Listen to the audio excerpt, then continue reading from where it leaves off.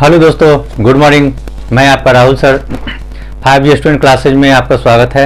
आज हम आपको भारतीय राज्य व्यवस्था के बारे में बताएंगे और ये राज्य व्यवस्था जो है यहाँ पे आपको दिया गया है, भारतीय राज्य व्यवस्था। और इसमें सारे प्रश्न जो है वो आपको सीटेट में पूछा जाएगा, बीपीएससी ट्री टीचर वाली में भी पूछा जाएगा, बिहार पुलिस में भी पूछी जाएगी, एसएससी में पूछी जाएगी और जितने भी सारे जनरल कंपटीशन हैं सभी में पूछे जाएंगे। तो आज हम आपका क्लास देखते हैं और अभी जो है 15 मिनट में 25 क्वेश्चन, 25 में 25 नहीं, 25 में 25 तो एग्जाम हॉल में पूछी जाती है। हम आपको 15 मिनट में 25 क्वेश्चन का सॉल्यूशन देंगे और इसी रफ्तार से आप बने रहिए।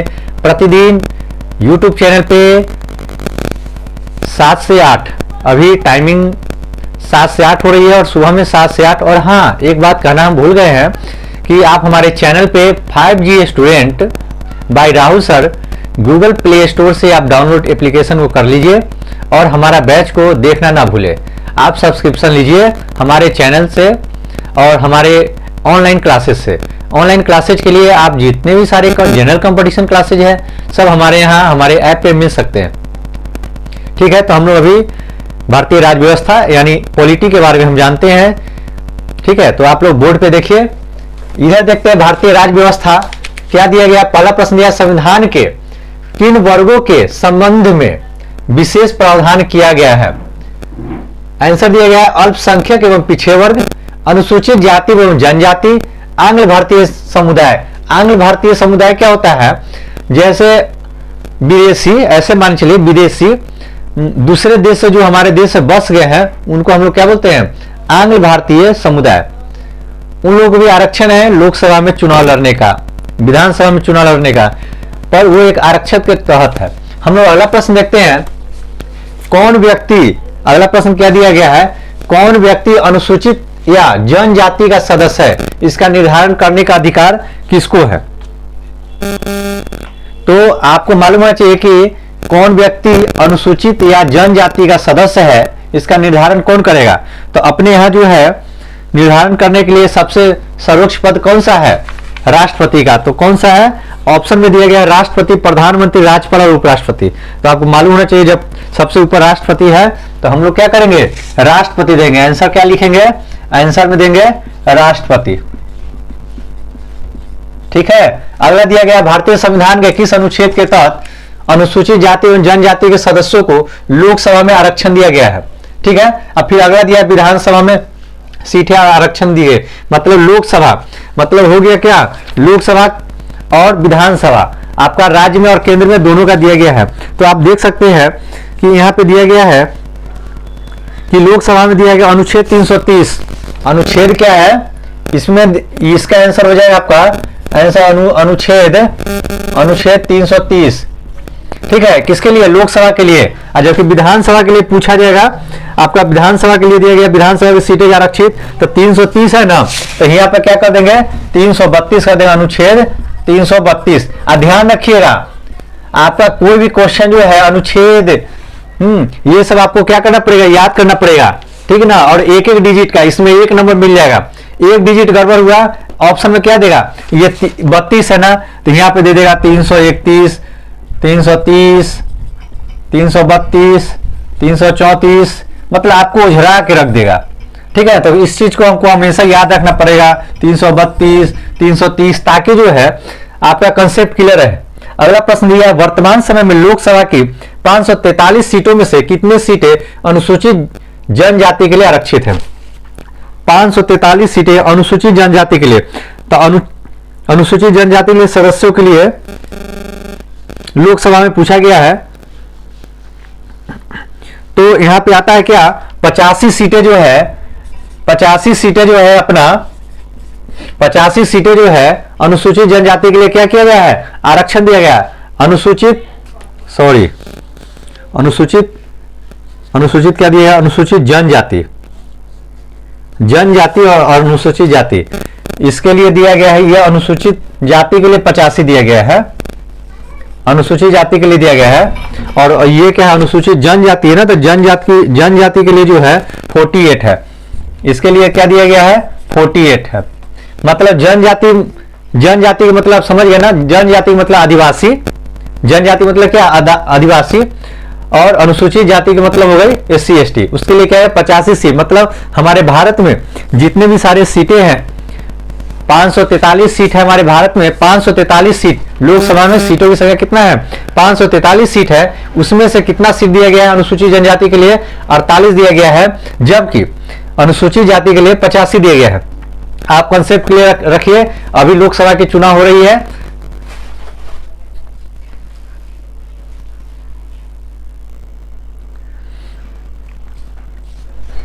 अभी लोकसभा के चुनाव हो रहा है, तो ये प्रश्न हर हाल में आपको पूछेगा कि विधानसभा में सीटों की संख्या कितनी है, आरक्षित कितनी है, संविधान के तहत अनुसूचित जाति और अनुसूचित जनजाति के लिए कितनी है, वर्तमान समय में लोकसभा में सीटों की संख्या कितनी है 48 है, और इसमें अनुसूचित जाति के लिए 85 है। ये आपको हर हाल में पूछेगा, मतलब पूछेगा, इसलिए प्रश्न को आप दिमाग में एडजस्ट कर लीजिए, यहाँ पे कोई शक नहीं है। अगला प्रश्न देखते हैं। ये 6 प्रश्न दिए हैं और हमें लगता है कि लिखने में टाइम लगेगा, तो हम लोग डायरेक्ट क्वेश्चन पे आप लोग क्या कीजिए ना कि आप लोग पहले लिखना शुरू कर दीजिए, ठीक है। अगला प्रश्न ध्यान से सुनेंगे फिर लिखेंगे, ठीक है। तो अगला प्रश्न दिया गया है, 6 प्रश्न है। 6 प्रश्न के बाद अगला प्रश्न देखते हैं 6। तो 7 नंबर प्रश्न देखते हैं। क्या 7 नंबर प्रश्न दिया है, वर्तमान समय में लोकसभा की 543 सीटों में से कितनी सीटें अनुसूचित जनजाति के लिए आरक्षित है, तो हमने 48 पहले ही बता दिया है। उसके बाद अगला प्रश्न दिया है, राज्य विधानसभाओं के कुल 4091 स्थानों में से कितने स्थान अनुसूचित जातियों एवं अनुसूचित जनजातियों के लिए आरक्षित है, तो 1142। अगला प्रश्न दिया गया, लोकसभा निर्वाचन क्षेत्रों में अनुसूचित जाति एवं अनुसूचित जनजाति के प्रतिनिधियों के लिए सुरक्षित निर्वाचन क्षेत्र की भी व्यवस्था है, ऐसे निर्वाचन क्षेत्रों की संख्या कितनी है, तो 133। लोकसभा निर्वाचन क्षेत्र में अनुसूचित जाति और अनुसूचित जनजाति प्रतिनिधियों के लिए निर्वाचन क्षेत्र की व्यवस्था, मतलब ये दोनों जोड़ने के बाद कितना होता है 133 सीटें जो है दोनों मिलाकर है 543 में। ध्यान रखिए, मतलब 543 हुआ, 133 अनुसूचित जाति और अनुसूचित जनजाति दोनों मिलाकर। अब बाकी जो शेष बचा वो जनरल कैटेगरी का हो गया, ओबीसी हो गया, ठीक है, और ईबीसी नहीं, ओबीसी में आती है, चूंकि ये जब लोकसभा चुनाव होता है तो उससे ओबीसी होता है। 4 कैटेगरी में होता है, जनरल, ओबीसी, एससी और एसटी। तो एससी एसटी मिलाकर हो गया 133 और ओबीसी जनरल मिलाकर 543 में से 133 माइनस कीजिए, जो आपका आएगा उतना आपका होगा।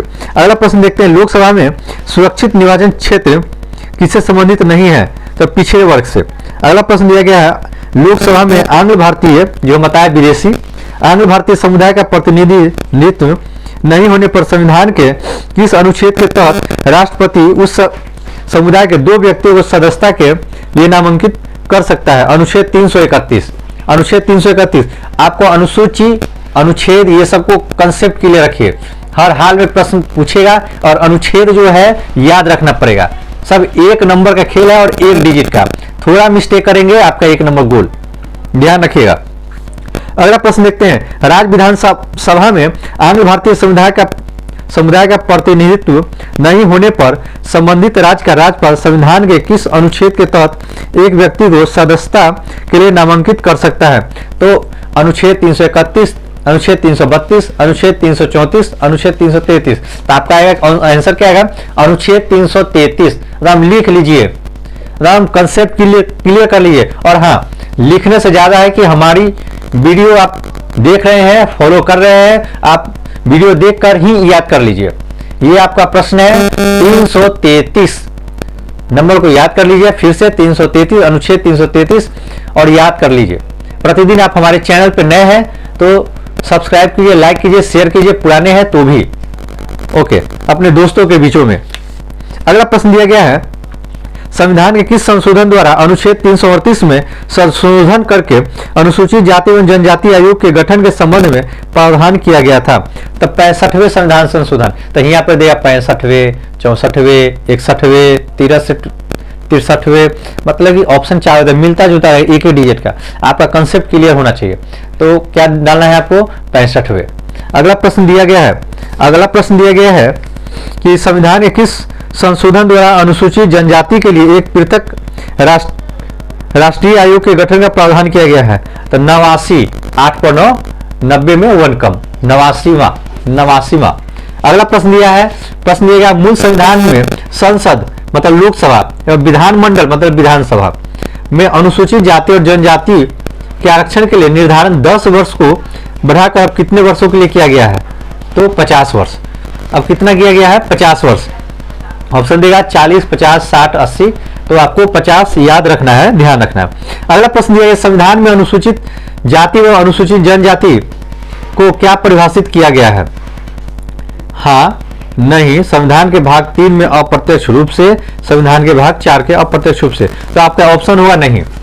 ऑप्शन होगा क्या? नहीं। अगला प्रश्न दिया, प्रत्येक राज्य में अनुसूचित जाति और अनुसूचित जनजाति की सूची कौन तैयार करता है?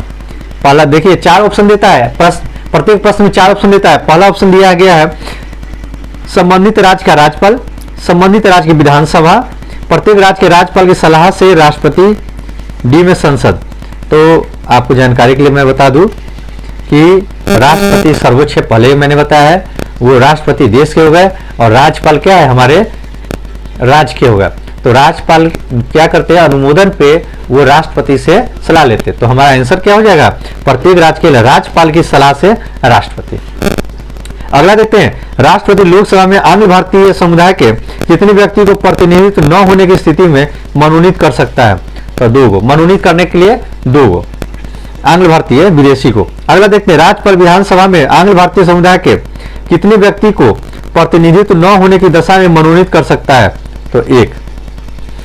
ठीक है, 1 विधानसभा में। और लोकसभा में क्या? 2। ध्यान रखिएगा, लोकसभा में आंग्ल मतलब विदेशी आदमी को 2 गो प्रत्याशी को मनोनीत कर सकता है राष्ट्रपति, जबकि विधानसभा में क्या गो? 1 गो आंग्ल भारतीय को। ध्यान रखिएगा। अगला प्रश्न, भारतीय संविधान में अल्पसंख्यकों को मान्यता किस आधार पर दी गई है? धर्म पर, जाति पर, रंग पर, कुल जनसंख्या के साथ उस वर्ग की जनसंख्या का अनुपात। एक बात बताइए, किसी भी जाति की गणना हम कैसे निकालते हैं? किसका परसेंटेज है? तो हम उसका तो नाम जाति से तो नहीं निकालते, रंग रूप से नहीं निकालते हैं। उसका क्या करते हैं? उसकी उस जाति की जनगणना होती है, प्रत्येक 10 साल पे जनगणना होती है, ये भी आपको भी पता है। तो जब जनगणना होती है ना, तो उसके आधार पे देखा जाता है किस जाति की जनसंख्या, उसका कुछ परसेंटेज है, इस परसेंटेज से नीचे है। और जो उस परसेंटेज से नीचे है उसको हम लोग क्या बोलते हैं? अल्पसंख्यक। ध्यान रखिएगा, क्या बोलते हैं? अल्पसंख्यक। अगला प्रश्न देखते हैं,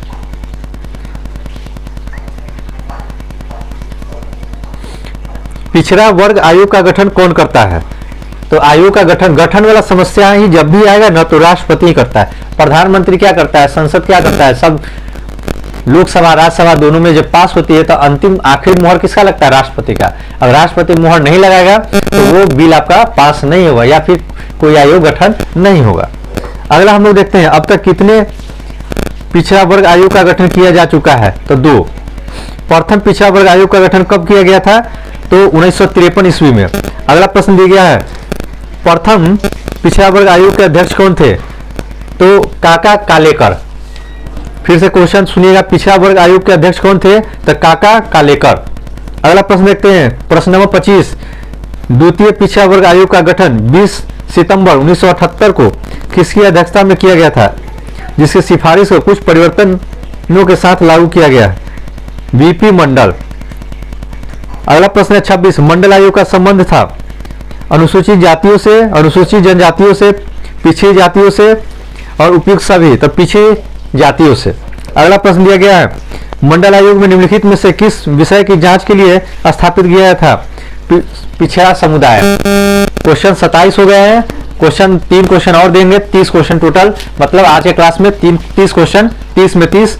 अगला क्वेश्चन है 28वां क्वेश्चन, मंडल कमीशन में पिछड़े वर्ग के लिए कितना प्रतिशत आरक्षण दिया गया है? तो 27%। अगला प्रश्न क्या दिया गया है? 27%। अगला प्रश्न है, राष्ट्रीय पिछड़ा वर्ग आयोग की स्थापना कब की गई थी? 1993 में। राष्ट्रीय पिछड़ा आयोग की गठन कब किया गया था? तो 1993 में। अगला प्रश्न दिया है, क्रीमी लेयर संकल्पना से तात्पर्य। क्रीमी लेयर का मतलब क्या होता है? हम लोग ईबीसी सर्टिफिकेट बनाते हैं ना, SC ST या क्रीमी, जो हम लोग ब्लॉक से बनवाते हैं ना, हम प्रत्येक लोग, सभी लोग, आप लोग भी बनवाते हो ना ईबीसी सर्टिफिकेट। तो ईबीसी को ही क्रीमी लेयर बोलते हैं। सॉरी, ईबीसी मतलब ओबीसी कैटेगरी में, मतलब ऐसे मानिए ना, छोड़िए, आरक्षित है तो ईबीसी बनेगा, आरक्षित नहीं है तो ईबीसी नहीं बनेगा। डन। तो आगे देखते हैं। सामाजिक स्तर के आधार पर वर्गीकरण, आर्थिक स्तर के आधार पर वर्गीकरण, जातियों के आधार पर वर्गीकरण, दुग्ध उपयोग के आधार पर वर्गीकरण। तो इसमें क्या हुआ, आर्थिक स्तर के आधार पर वर्गीकरण। चूंकि क्रीमी लेयर कब बनता है, जिसका आमदनी कम हो, आय के स्रोत कम हो, तो क्रीमी लेयर हम लोग क्या करते हैं, उन्हीं को बनाते हैं। तो आर्थिक स्थिति के देखते हुए, तो हमारा आज एक प्रश्न जो है, प्रश्न देख लीजिए, 30 प्रश्न था, हमने 30 प्रश्न दिया है, 6 प्रश्न हमने पहले से बोर्ड पे लिख रखा था, हमने 6 प्रश्न को हमने बोर्ड पे समझाया है, बाकी प्रश्न जो है हमने लिखवाने का काम किया है, बाकी प्रश्न क्या किए हैं, लिखवाने का काम किए हैं। तो आप लोग हमारे चैनल पे बने रहिए, प्रतिदिन देखते रहिए 7 से 8, और आप गूगल प्ले पे जाइए, गूगल प्ले स्टोर पे जाइए और 5G student by Rahul sir application को डाउनलोड कीजिए। धन्यवाद।